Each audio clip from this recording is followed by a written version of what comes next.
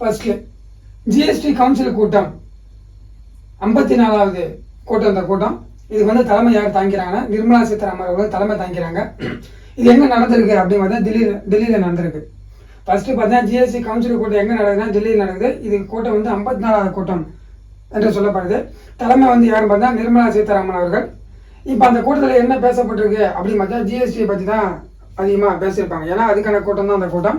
அந்த கூட்டத்தில் வந்து என்ன பேசிக்கிறாங்கன்னு கேட்டிங்கன்னா மருந்துடைய விலைகள் வந்து குறைக்கணும் அப்படின்றதுக்காக ஜிஎஸ்டியோட ரேட்டை வந்து குறைக்கணும் அப்படின்றது தான் முத விவாதமாக இருக்குது. ஏன்னா எதிர்கட்சி தலைவர்லாம் வந்து இப்போ போராட்டம் பண்ணாங்க.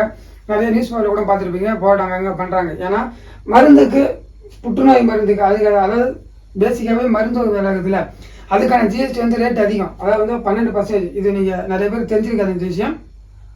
ஆனால் மருந்துக்கே வந்து 12% ஜிஎஸ்டி போட்டுறாங்க. அதை வந்து இப்போ தான் குறைக்கிறதுக்கு 5% குறைச்சிருக்கிறாங்க.